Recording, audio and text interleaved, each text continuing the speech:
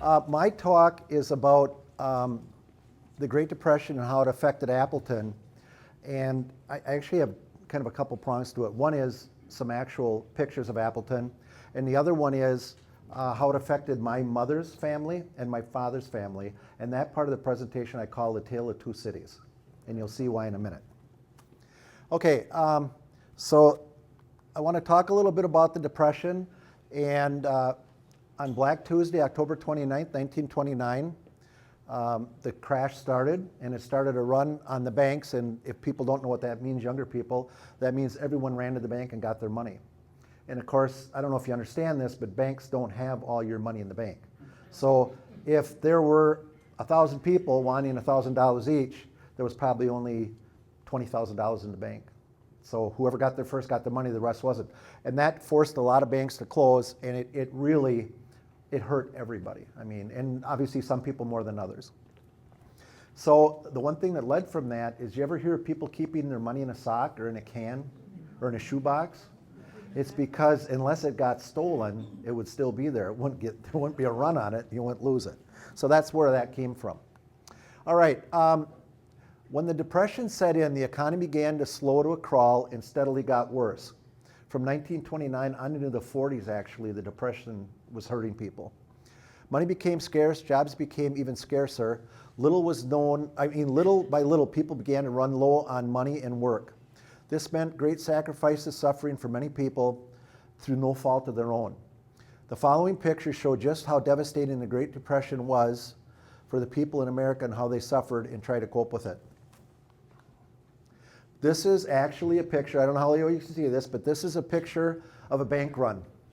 And there's just people all over trying to get in the bank. And of course, probably after the first 20 to 30 went in there. Could you turn off some of those lights? It's such a glow. Oh, we can't see I can't. Can we turn the lights down? Somebody here must know. Yeah, we can. I'm sorry. Thank you. There we go. Oh, that's much better. Okay, so I mean, you can see how many people are in front of that bank trying to get their money, and for the most part, a lot of them didn't get it. And every day after that, if you tried to get your money, it was worse because there was less money. All right, here, this just happens to be one of the banks, and this is a run, and they're standing there waiting for the bank to open. And if you saw this actual picture, that probably goes on for a block. I shortened it down because I can't get in the program, but it went on for a long period. This is men being fed at a soup line, and again, this went on for about 4 blocks. If you saw this picture, it was way down the street, these people trying to feed. Now, this is for men. They actually had different food pantries. These were for guys out looking for work, so they had that.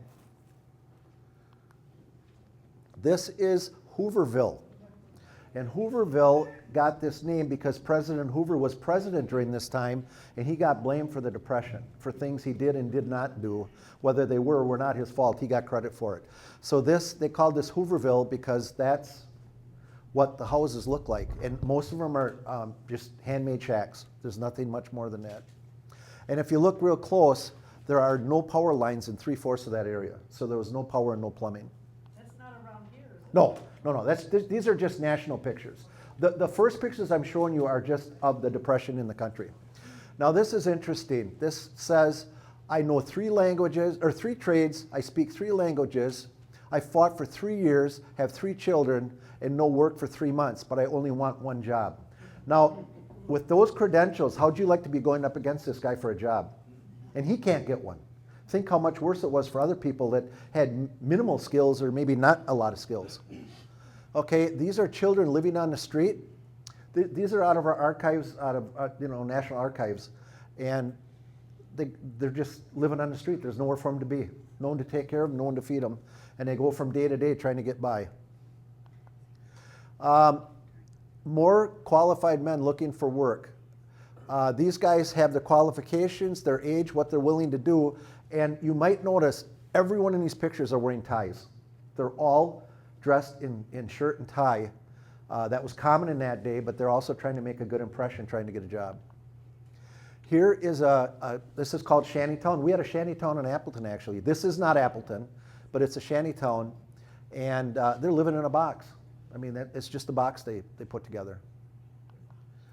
Now, they had a soup line for children. And again, this went on for a block past this picture. And so they, like I said, they had different food lines for different people. Maybe the food was different too, I don't know.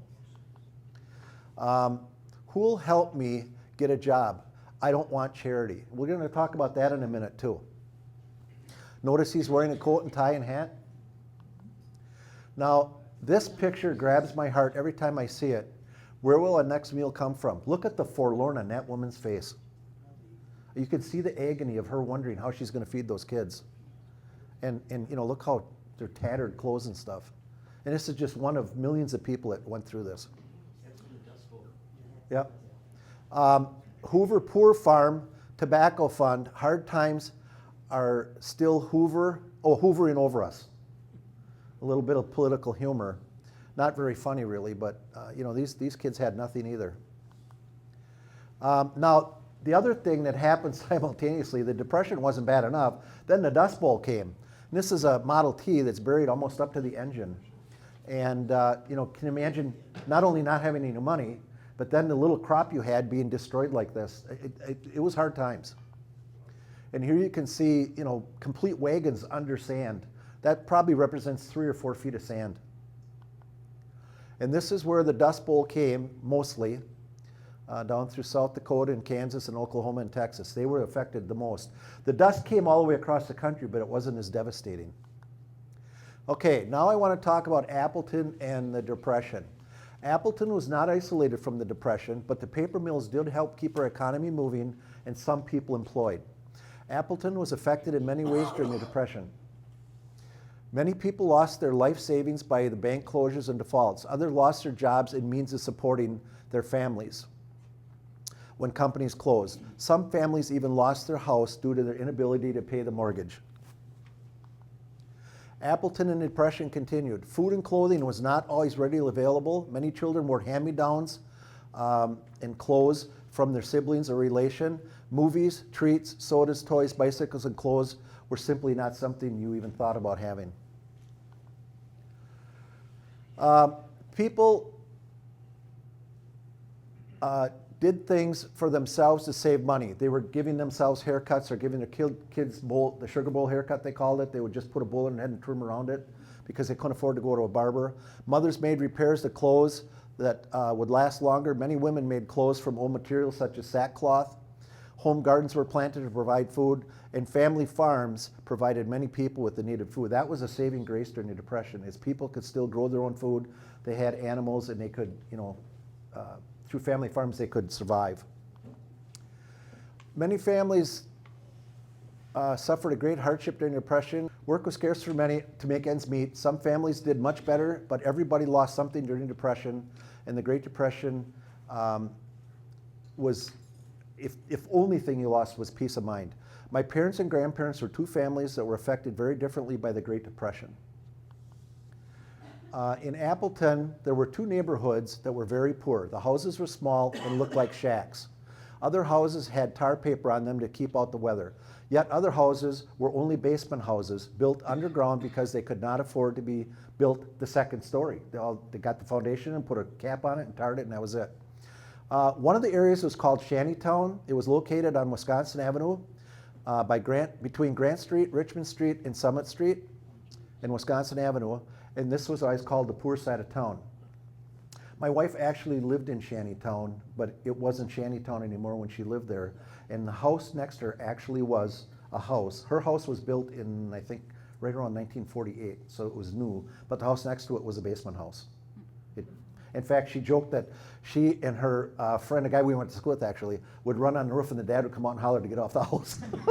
So, and of course they did it just to aggravate him. Okay, the second area was called Kinky's Woods. Now, does anyone remember Shantytown over in that area? Okay, I mean, it was what it was. It wasn't much. And even worse than Shantytown was a place called Kinky's Woods, located by the current bus barn for Appleton behind Morning Glory Farms. This was our other poor side of town.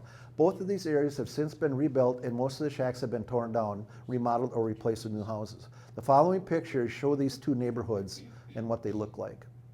This is an actual photo of Kinky's Woods, and I'll talk about that in a second. Not much there. The house is basically 4 sides. It might have 1 or 2 rooms in it. No electricity, no plumbing, no water. This is another one. This is a 2-story. Doesn't have a roof on the 2nd story, but I guess they're getting there. They're gonna get it on there pretty soon. There's a ladder there, so they might be working on it. This is another picture of Kinky's Row, if you will. And there were all totaled at the high water mark 20 of these houses that people lived in. This is a shanty that was actually on the corner up on the hill by Pierce Park in Appleton. It was there in the 70s. This guy had a grant from Appleton to live there until he died, and when he passed away, they tore it down. He chose to live this way, he enjoyed it, and he made do. This is a house, it's a little hard to see, but this is a basement house. That's the house. This one's sticking out of the ground just a little bit, but that was a basement house. And then later on, you can see now there's a house over the basement. They actually years later, in the 60s, they actually put a house on it. What road is that? That's on Casaloma. Okay, now, if you can imagine, this is being moved. Why you would move something like this is beyond my wildest imagination. I mean, it's falling down. Now, something you can't see is right on the corner, right there, there was a 2-story, maybe, Jim, a 2 or 3-story building where Ann lived. At least 2-story, on the corner of Richmond and College Avenue. And I hate to say this, but does anyone remember the name Crazy Ann? Does that ring a bell with anyone? Okay, she does. There was a woman that lived on the corner of Richmond and College. They called her Crazy Ann, not because she was crazy, probably because they were afraid of her. But she would stand up in that 2nd story and look down on the avenue. She had a little 2-foot Christmas tree at Christmas, and about half the windows in that building weren't there, and she lived up there. I don't know who she was or what she was, but I think to say she lived in poverty would be an understatement. But that was in the 60s, that house was there. And it looked just like this. I mean, it was that dilapidated. No paint, half the windows gone, and she lived up there, so someone was renting it. Okay, now before I get going, there's a slide here that somehow got lost, and I'm going to talk about it. When Kinky's Woods was built, it was built in 1940 in the Depression. Kinky bought that land for $1,500 and started building homes using used wood, used doors, and used windows. He rented them out between $5 and $50 a month. Well, the $50 a month was up in the 60s. In the 40s, it was like $5 to $10 a building. They had no water for drinking, they had no plumbing, and they had no electricity. That was into the 60s, those people lived there without that. In the 60s, in 1970, he put in, they had outhouses, he put in a central pumping station. They actually put in some form of plumbing so they could pump the sewage out of there. I mean, I don't know where well, they went outside. And the water, they had 1 water spigot in Kinky's Woods for 20 homes. So if you wanted water, you went with your bucket, got the water, and went back home. And this is in Appleton as late as the late 50s and mid 60s that people lived this way. So it's not just the Depression. I mean, it was really terrible. Okay, so now I want to look at what I call the tale of 2 cities. I want to show you a look at 2 families that lived just 6 blocks apart from Appleton, which is not a very long spread. My dad lived on Elsie Street and my mom lived on Spring Street, both between Mason Street and Richmond Street, so they were not very far apart. And how different life was for the Kruegers and the Deschlers during the Great Depression. George Krueger Sr. and family, that's my grandfather, my dad's father, was the firstborn of Wilhelm Krueger. His name was changed when he came here to William Krueger, but it was Wilhelm Krueger when he came from Germany in 1892, and he was my grandpa. Grandpa had quit school at age 15 in Appleton, actually worked at Giebish's Meat Market. I got a picture of him at 15 sitting at Giebish's, to help raise his 6 brothers and sisters when his father died at age 52. He later went back to school and became a successful businessman, and he was a kind and generous man, making numerous donations to charities and churches during his lifetime. I've got like oodles of pictures of him making donations and things. So he was a pretty generous guy. Okay, he was a partner in People's and Loan Finance Company. He made loans before and during the Depression when possible. Many people could not repay their debts due to job loss. Over time, my grandpa was repaid by having people and companies help build his cottage in Waiwega. Now this sounds kind of strange, but I'll go through it. Building a cottage during the Depression in the 30s was just absolutely unheard of. The cottage was not only built, but it was built on a double lot that my grandfather bought in Waiwega by White Lake. Many of the materials used were payments owed to my grandpa for past loans the contractors had in supplies. And some may think that this was bad for my grandpa. I guess you can make your own decision, but others would say it was very generous, and I'll tell you why. The main point during the Depression was men would do anything they could to earn money, food, or to repay a debt. And none of them wanted charity. They wanted to earn it. They didn't want it given to them. Once the contest was finished, many of the men were free of their debt, and my grandpa had the cottage. And in the end, he actually paid for it because it was his money and investments that paid for everything in the first place. So in the end, everyone got something out of it. And most of the men had great pride and did not want handouts or charity. Even my father in the 70s, he lost his job. His company went out of business he worked for. And he refused to collect unemployment because he was ashamed to. He had it coming, he worked for it, but that was charity, and he absolutely did not want it. He didn't want anything to do with it. Okay, now this is a Krueger family, and I kind of want you to, as you go through this with me, look at these pictures and make mental notes of them. This is my grandfather during the Depression. He's got a car. His kids are dressed very dapper. He's dressed very nice, and his wife my grandma's dressed very nice. This is the children playing with mom. You can see they got knickers and hats and toys and everything. Here they are on their bikes, and I can tell you getting a bike during the Depression was probably not an easy thing to do. I know you couldn't get tires and stuff, so I don't know how you got a bike, but they had a bike and a tricycle. And here's a nice family photo they took, all dressed up and looking nice. So that's the Krueger family. Now, my Grandpa Deschler, Edward Deschler, he was the last born of 6 children to William Deschler, a German immigrant in 1862, and he was my grandpa, my mom's father. Grandpa and Grandma raised 7 children born in, I want you to read these dates because it's kind of interesting. You can see where they were during the Depression. 1918, 19, 21, 22, 25, 32, and 40. And they struggled regularly to keep the kids clothed and fed. My grandpa was a house painter by profession. And I can tell you during the Depression, there weren't many people getting their houses painted for anything because they couldn't. So what money my grandpa could get, he used to help the house, and that was it. Grandpa and the family could go to his parents' farm in Sherwood and pick apples and potatoes for food, and they would get butter and meat also. So that was a saving grace for them, is they had a food chain where they could get food when they couldn't buy it. My grandma made clothes from sackcloth or altered clothes that would be used as hand-me-downs, and made quilts for all of her children. Grandpa made toys by hand from wood, and he would that's the wrong wood. It should be W-O-U-L-D. He would look at toys in stores and then go home and make them. If you saw these toys, you would be amazed. You would think they were store-bought, and they're still in the family. Yeah? My dad was in the milling business for years, and back in those days, the flour sacks were decorated. They were different, Right. Yep. different colors, Yep. patterns, and all that Yep. kind of stuff. So Yep. it's pretty neat. So anyway, Grandpa would make the kids toys at Christmas, and Grandpa also did work as a handyman, and in that he did painting, fixing roofs, making things for people, anything he could. And oftentimes he never got paid. He would get food or he'd get a promise of payment. So he was doing it on the hope he'd get something for it. Because he had to do something. He couldn't just sit home. He had to take care of that family. Eventually the Depression started to get better and people began to prosper again. The Depression left lasting memories for my grandma, grandpa, Deschler, and children. They never wanted to waste anything. My mom always said, waste not, want not. They saved money for a rainy day. They never threw anything out, and the family never totally got over the effects of the Depression. My mom talked about it her whole life.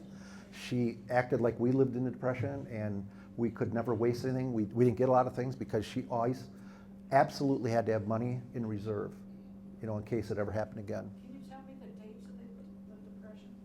1929 to about 1945. Once the war got humming, everything started getting better. And then, of course, you had the big boom in the 50s, the baby boom, when all the guys came home and the economy was humming, and it really got a lot better. They always had to save money for a rainy day, never threw anything away.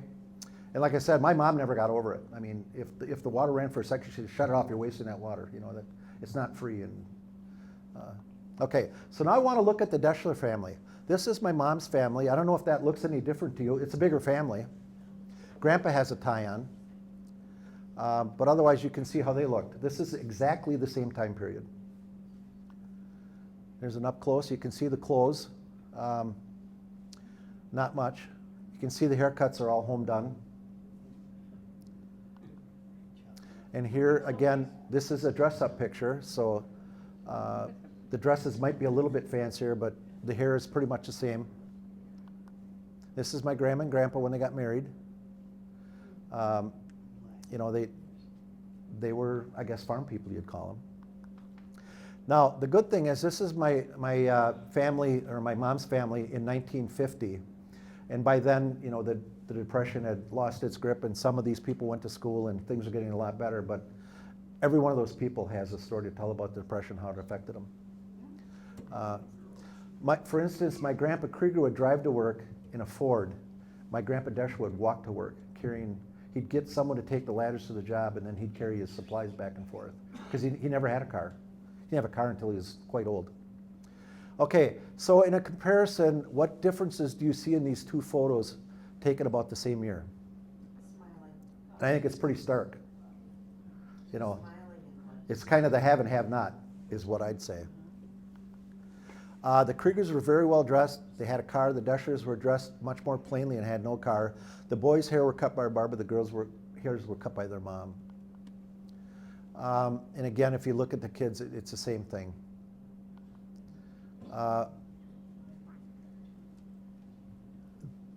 The dress is much fancier and well groomed, and I'm sure it's not because my grandma Deschler didn't want them to look nice. It's what they had. They couldn't do much.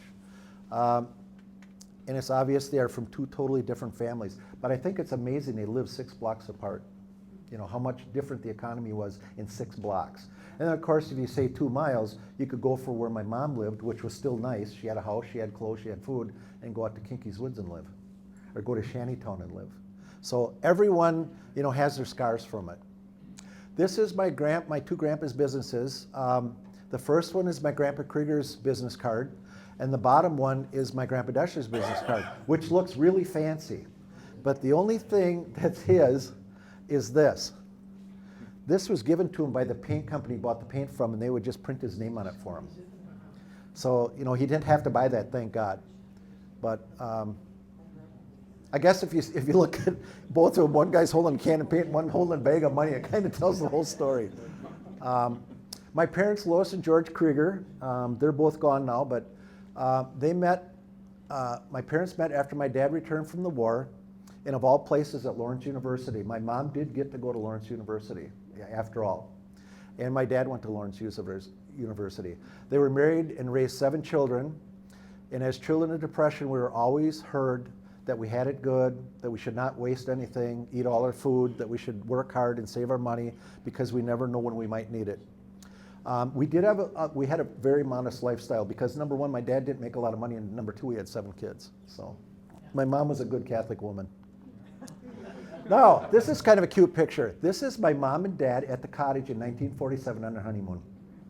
So that's the cottage we're talking about, which I think is kind of cute. The Tale of Two Cities, I think it's amazing that so much social difference could it be possible in a city of our size, just 6 blocks apart. Yet you saw from the earlier pictures from Shantytown and Kinky's Woods, the city had even a wider social disparage. Somehow, through the perseverance of hard work, most families were able to come back from the Depression, live productive lives and prosperous lives. Most of this prosperity came after the war in the 50s and 60s. That's when the war generated the economy, it got things moving, people were making things. Then that grew when the men came home, they were worried they wouldn't have work, and there was work for everybody, and you know, we really did very well from it. It's unfortunate it took a war to get the economy going, but, and obviously that wasn't the only thing. There was work programs and stuff that helped during the Depression too. So where was Kinky's Woods again? If you go out Spencer Street to the edge of Appleton, there's a set of railroad tracks right next to Morning Glory Farms. You turn left and you go in there, and the first right you take, you're on like Kinky Lane. So Yeah, so out by, what's it, Monarch Arts to that? yeah, just short of that. Yep. I can see that being Okay, so that's my presentation. I hope you enjoyed it, and I hope you learned something from it. Obviously, it's kind of small because it was just my family. I didn't live during the Depression, but I just felt over the years of hearing my mom and dad talk and seeing it, it was just such a contrast, and I thought it'd be fun to share. So, thank you.